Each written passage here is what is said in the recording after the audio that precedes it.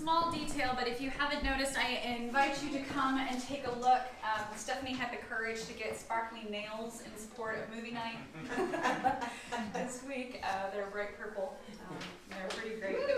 I know, right? Living life to the fullest. That's part of the good news.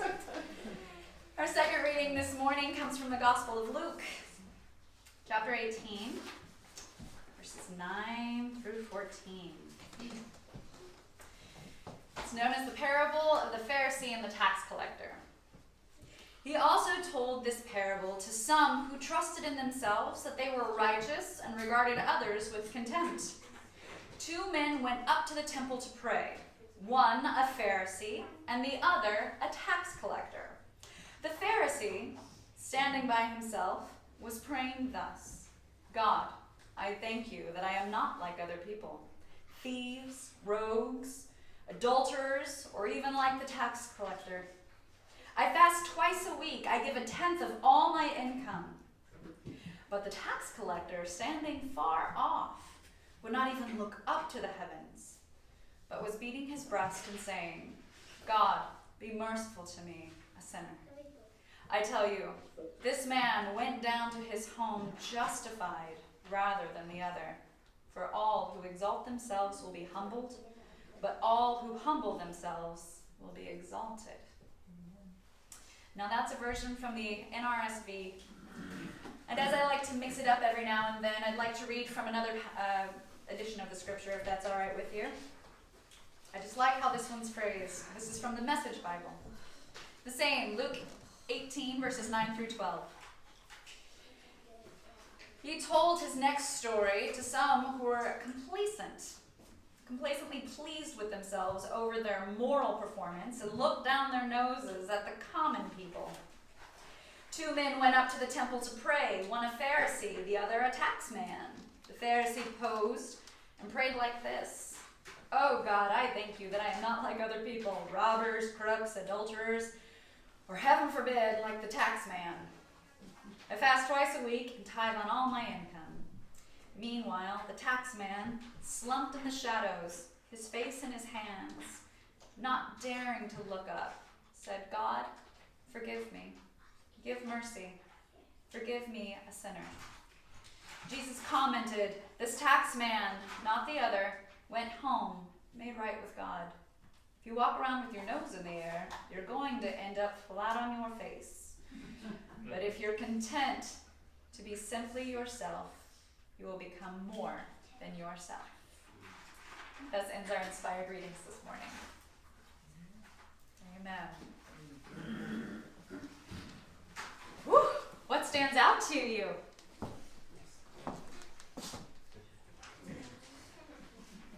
Everyone is so overwhelmed. I appreciate it. I don't know what to say. These powerful scriptures. That last reading about the nose in the air, you'll fall flat on your face. I heard a slight trickle of laughter that I think people can resonate. So thank you for that. What else? You just shouldn't become complacent. I think that a lot of times in this world we become complacent with where we're at, and we don't understand that we need to be introspective and always, strive for more and, be closer to God. Oh, amen, Paulina. Fantastic. And to that as well, I think it's easy for us even, because we can read this and go, well, thank God I'm not like that Pharisee. Right? That's what I'm saying. Which is true, but it's like, we in everyday life, we do have those moments of like, man, thank God I'm like this person, thank God I'm not like that person. And it's in, when you finally have those moments of clarity and peace and introspection, those are the real moments, I feel like, where I connect with God and I can connect with my fellow humans, with the introspection. But we, We're human. we're human. Well said. Anybody else relate to Sean on that one? Yes. Absolutely. We'll start here. So I absolutely agree with what Sean said. I think that we take that moment when we say, "Oh, I'm glad." Oh, yeah. And then readjust and realize that we need to do the right thing, right? And think the right thoughts. Absolutely. Ariana, you had a thought. Just for me, it brought to mind that saying, but for the grace of God, there go I.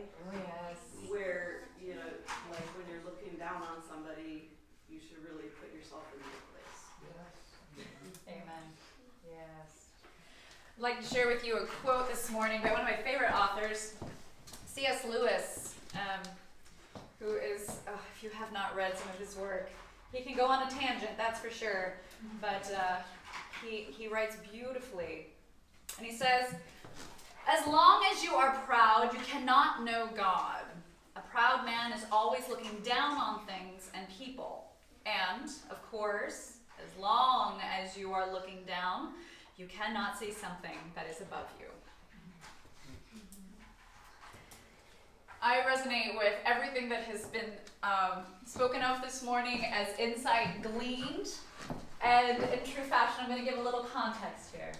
So the Pharisees, and in truth, the Christian body has given the Pharisees a pretty bad rap. The Pharisees were people who were religious leaders in our modern day.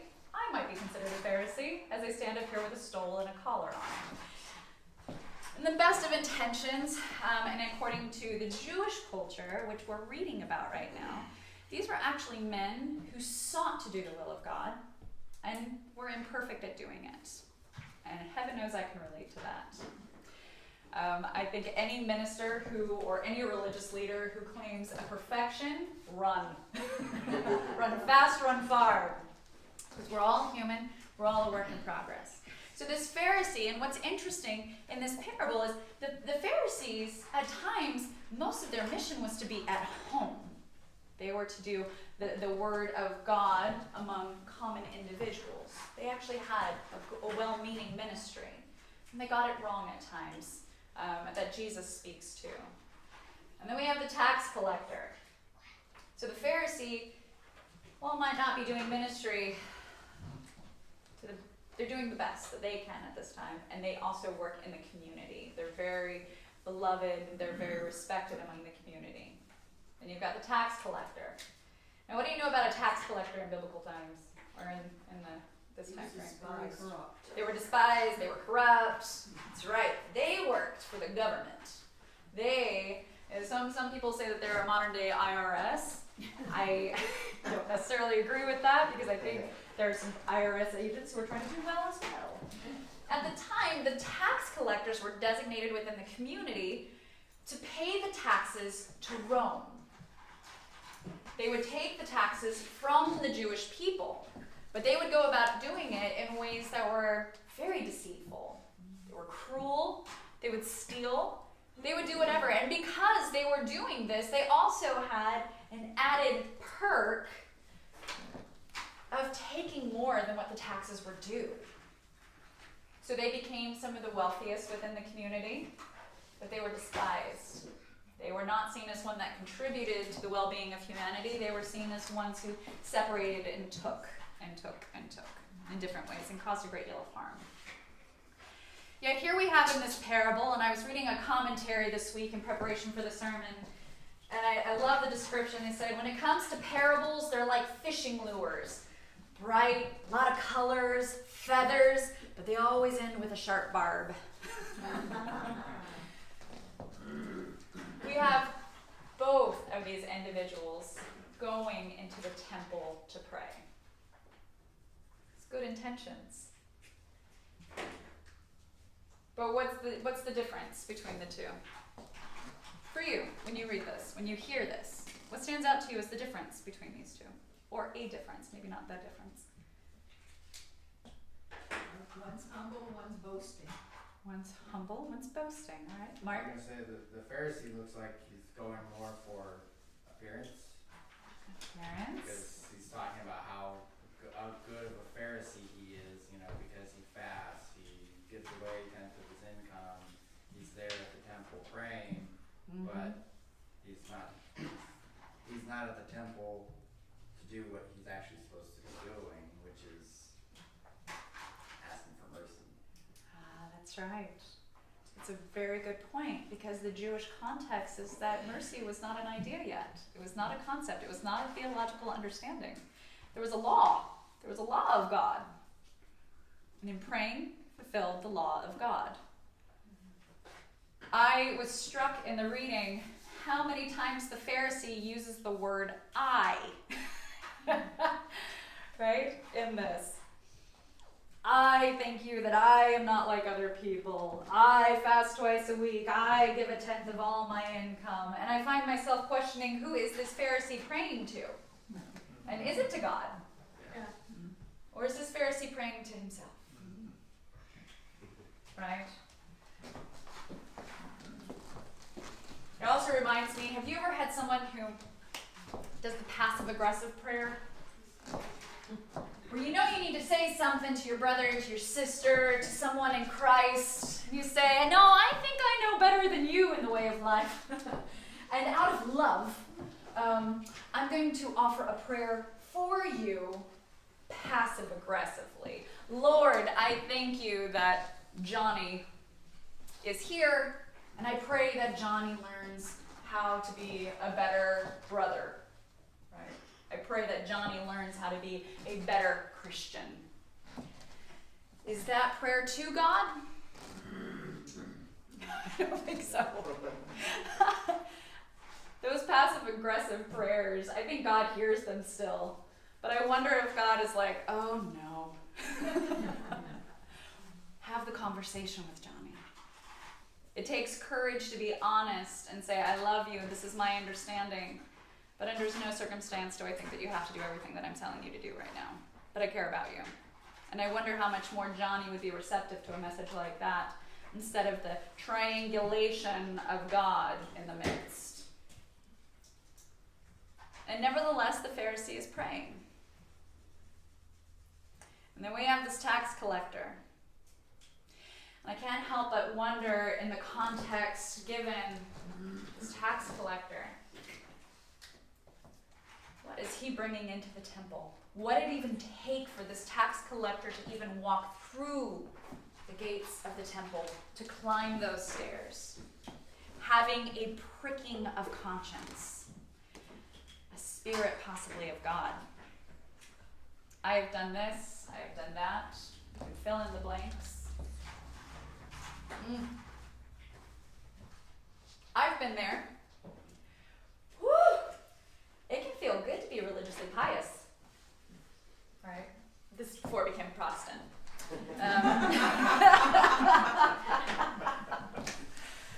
Boy, I knew my answers. I knew the way. I knew the right. I wanted everyone to come join me. I wanted everyone to have the life that I had. I'd studied hard, but I kept working for my salvation. And when I really started learning into this amazing grace, living into this amazing grace that was given, I thought, wow, nobody cares what I talk about. Nobody wants to hear what it is that I'm saying. And that's when my prayers began to change. Well, I hear that, Phyllis. I appreciate that. But I'm talking about they didn't like being talked at. I find that nobody in particular likes being talked at. It's one of the reasons why we do the interactive sermons. Yeah. And I'm wondering today, as you're here in service, if you can look back and do a quick scan of your lived experience and appreciate the journey that you've been on prior to being here today. Times of being proud, times of saying, that was not the kindest or most compassionate response. And in this, I wonder if you were doing your best. And if you can give yourself some grace to say, that is not how I choose to act in the future. I can look back and see things that I regret doing. But in moving forward, I'm going to embrace amazing grace. I'm going to make restitution where restitution needs to be. I'm going to offer the apologies that need to be offered. But I'm also not going to hold myself there. I am going to come to God. I'm going to come in supplication to a God who's willing to give amazing grace. I'm just going to ask you to just take a moment. Just reflect on your own life. See what moments come up for you.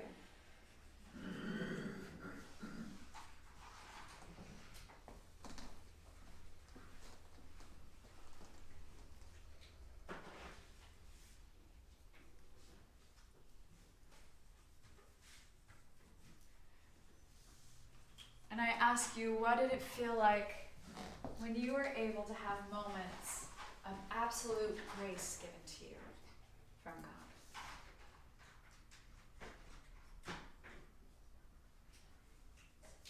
God? Does anybody have anything they'd like to share?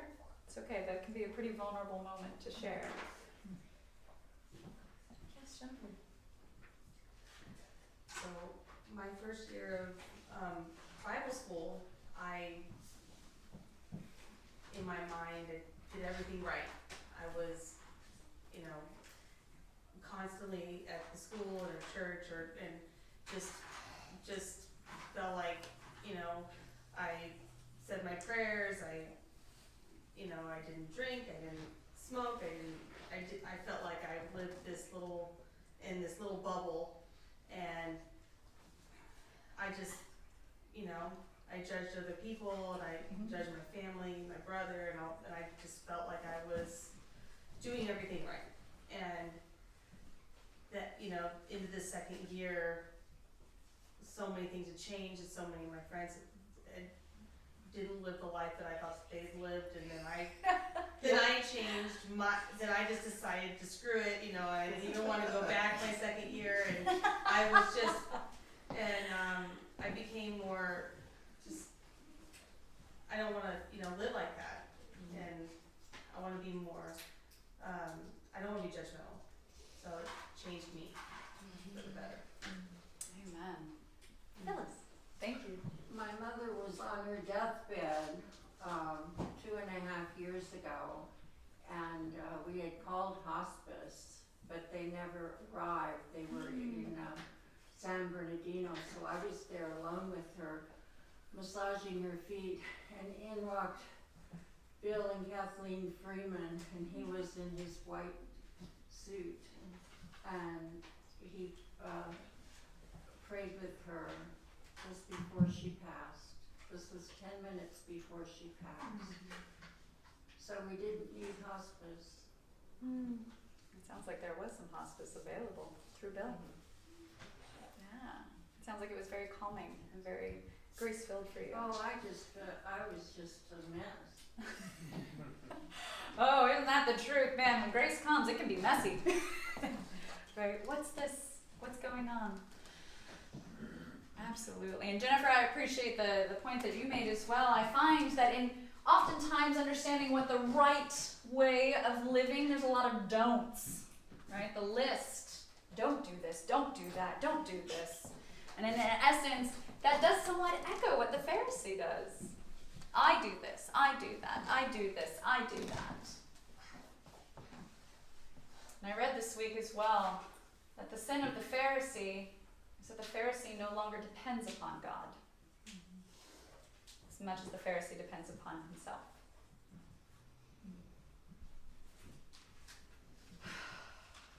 Man, I see some heads shaking. Yep, that's just a message, just to ponder. I don't think I'm going to go much more into that. But when I read that, there's a reason why it stood out to me as well. Yeah. One of the questions says, I tell you, this man went down to his home justified rather than the other. I don't understand what that justified means in that way. Well, that's a great question, and it's open to a lot of different interpretations, especially that word justified. So there's different meanings behind all of that, which is one of the reasons I read the other one from the Message, in which it states, let me back it up here. And it says here that he went home made right with God. So I understand it to mean falling in alignment, falling in communion with God, falling into God, into grace with God. That's how I understand it. But if there's some other way that you understand that, I would love to have a conversation as well. I think this is a good reminder, this parable, because we all can get into the habit, even in our modern day context, of saying, well, thank goodness I am not that person. Thank goodness I am not, insert here. And we in the Progressive Christian Church, we are just as guilty about this. This is a message that we need to hear as well. As we promote, especially in our congregation, that everyone is welcome. even when someone has a differing view, even though somebody might be across a different political aisle, everyone is welcome. And at Truth, Martin, I think it was you that said that the one man was there as performance, right? And we can get burnt out of performances. But here we have the tax man who is truly in communion with God in prayer. And I'm not with you when you pray. When you have your time with God, and some of you might be thinking, dang, I need to pray more. This is not meant to evoke guilt. This is to inspire that when you come to be with God, that is sacred time. And to be an intentional space that you are praying to God. That God is hearing you. I'm curious for you, what is the difference between pride and arrogance and humility?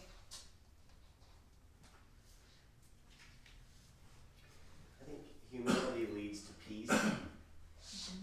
As what I've seen is like pride and arrogance, it's a false, it's a mask, it's a facade, and there's a lot of turmoil beneath that, causing that.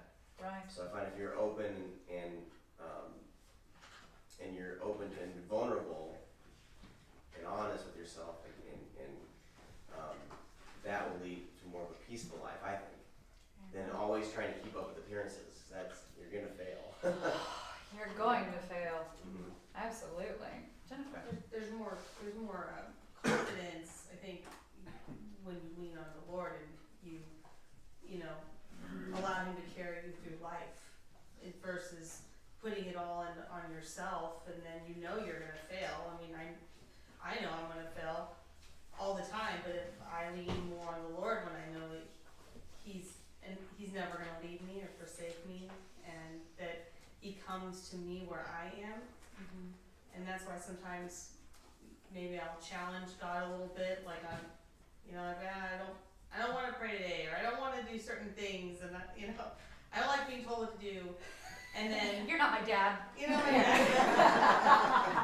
And then all of a sudden He just shows up because He seeks me out, which is like this beautiful relationship of back and forth of love, and that God understands me more than I understand myself. It's beautiful. It's a place to be. Amen. Yes. I think that to be humble, you can be humble in silence, which means you can be with the Lord more easily. You can never be silent if you're prideful or arrogant. Fantastic. Can you be loud and humble? You think? Yes. Yeah, absolutely. And in fact, many, especially, thank you for that insight, many within different races, those who are individuals of color who identify within the Christian, they've been told to be humble for far too long, and that humility is in taking the form of being silent, being small. Women have been told the same message. Be humble, be small. My favorite understanding of humility comes from one of my seminary professors, in which she said, humility is finding your right size in the world. For some who are taking up too much space, you need to be a little bit smaller, right?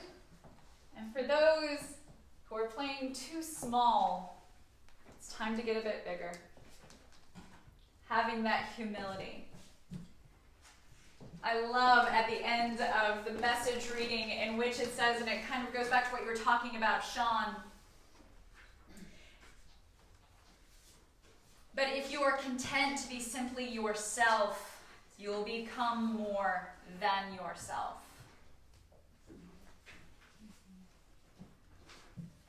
Isn't that what this is all about? Individually, I truly believe that each one of us have been created by God, defined in many different ways, for a purpose, and with your own unique abilities. And There are times that even myself in ministry, before coming into ministry, in life, I can find myself praying, and as I seek to commune with God and say, tell me what it is that you want for me to know right now. This is the petitions of my heart. And I'll be darned if my head doesn't turn just a little bit and say, did you see what's going on over here, God? And it's as if I can feel God saying, right back here, this is your journey. This is your journey. And I'll say, right, God, I'm here. Okay, let's continue to pray. And God, you know, the more I'm thinking about it, I'm just going to turn my head real quick. By the way, this other thing over here. And God is continuously saying, your journey. Your journey. All I'm asking you is to be the best of yourself. And in prayer, understanding what that looks like. This tax collector having a history. And we're going to be reading about Zacchaeus, who is a tax collector, coming up in the future Sundays. Zacchaeus had to do his own wrestling. We have to do our own wrestling. In some ways, we are all the Pharisees. We are all the tax collectors. But coming to be with God. And God inviting you to listen, to hear God whisper to you, what is it that you're supposed to be doing right now? What is it that I have for you? Because if you follow what it is that I'm asking you, stop judging, stop looking, focus. I find myself being able to say, I'm humble, and part of my journey is to speak out against oppression. So I'm going to speak out against oppression. I can find the social justice. I can find these elements. I can find the love that affect other people. We don't have to be so self-interested or selfish. We can be self-interested. There's a big difference there. Being self-interested helps us understand why it is that we're here. What makes you uniquely you, without feeling the wasted energy and the burden of casting judgment upon others. So, as the scriptures tell us, when they walk home, one man is right with God. And at the end of your journey, I have been with people who have taken their last breaths, who have died. I can't say for certain what that next step is. But I hope for myself that I stand before a God that has more love and grace to give than I have ever experienced in my life. And I want to know that as I'm journeying on my way home, that I am right with God. Knowing, without being perfect, that I did the absolute best that I could. That I have learned from mistakes that I have made. That I have brought them to God. And I've hoped to do better in the future. With more love, grace, and compassion. So I invite you to be kind to yourselves. Take a reflection. Knowing, too, that inevitably all of us journey home. All of us will walk that journey. And what will that journey be like for you? Will you be able to reflect and say, I did the best I could. I'm ready to stand before amazing grace and love. Any final thoughts?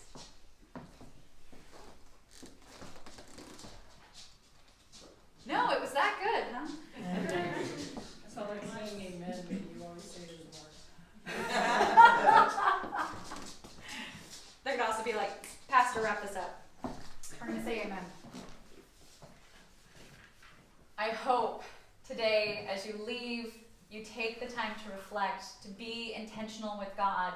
And sometimes in a busy schedule, that just means taking a few intentional breaths.